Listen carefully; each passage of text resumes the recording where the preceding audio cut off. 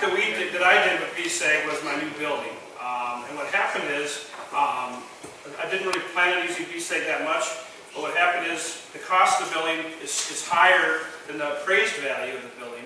So if you're going to have to come with my share of the money for a building, you know, like a $300,000 building, you got to come with your share of that before the banks. The problem is they came in and appraised the building at only $250,000. It's going to cost $320 to build. So because of where we're at in a small town, so because of that, I had a little bit of cash shortage, and BSAG stepped in and helped out with the revolving loan fund for that. So that really helped out a lot. So that's, you know, without that, we probably would not have gotten my building done on Main Street there. So just let you know about my business a little bit. I do have right now currently 7 year-round full-time employees.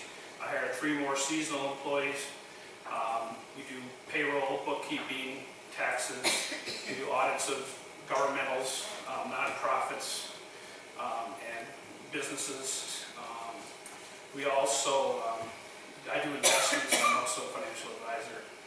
Do planning and everything. So pretty much all full-scale services. So it's a, like I said, people are kind of surprised that we have that many employees there. I got all the time, you know, are you renting part of your building out? You know, no, I actually wish that maybe made it a little bigger now, because since I built that building 2 years ago, year and a half ago, I've already added 1 more full-time and 1 seasonal employee, so I'm actually an office short again already. So my other building was really small, so we were really squeezed in there, which is why I did it. So that's pretty much my business and my story. So any questions? Short, I know. I was told. Jimmy and I had a meeting at Blair's office earlier today, and we asked him if he was ready tonight. He pulled out this little 1-inch by 2-inch poster. This is what I got to present. There's not much to it. Like I said, it's just, you know, most people know what I do. The county already know what I provide and stuff, so it's not much to it. So.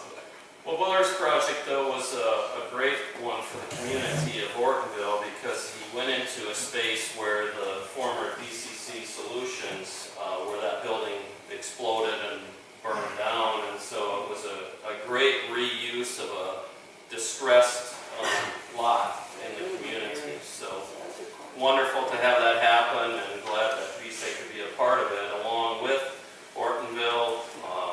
I think we were financing. No, we did. Yeah. We got a loan. The PDA also helped. Right. But we also got. I did get a loan through the revolving loan fund, the Southwest Initiative Fund. Right. Yeah. So we had multiple sources going in that. And the same way with Karcher's, there was a variety of funding mechanisms, and even a grant program that Vicki had applied for, a redevelopment grant to help them tear out another distressed property in Ortonville to make room for where their building is. So there's a lot of creative things that go on in the background to try and put all this together. Brent?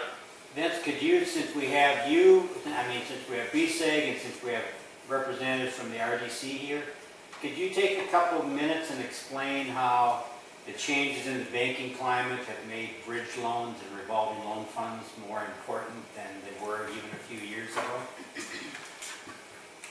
Sure. Well, I think as we all know, Blair kind of pointed it out that he built a new building that, even though it cost him X amount, it was appraised at less what it cost, and that's what the financing is built around. Yeah, and so banks have gotten extremely conservative, not necessarily by choice, but because of some underwriting requirements that the federal agencies have put on them. They now have to have better coverage ratios, and they have to have better collateral standing in the projects that they want to fund. Oftentimes it doesn't even matter if they think the person's good for it or if they have a really good business. It has to do with the market value of the property and the overall cash flow ability of the business itself. So it's become much more important to have these gap lenders out there. The price of construction has gone up far faster than the market value of the buildings within our smaller communities. And that's not just an issue for Big Stone County, that's an issue for rural America, quite frankly. So we see the need for these gap finance opportunities, and fortunately, in Minnesota, we have a really good resource team available to assist with that, whether it's the Upper Minnesota Valley Regional Development Commission revolving loan fund, or utilities that have revolving loan funds, or the Southwest Initiative Foundation, or the state of Minnesota through their Minnesota Investment Fund, and the local economic development authorities, and Big Stone Area Growth that has its own revolving loan fund thanks to a grant from USDA. So a variety of resources there, and definitely they're being asked daily to assist in not just, small projects, but large projects as well, where you would think, wow, why do they need the help? But it all boils down to some of these valuation issues that we're facing out here. Did you have anything you want to add to that, Not really, Blair? you kind of covered it pretty well. Or Christy, did you have anything you wanted to comment on that? That sounds, I don't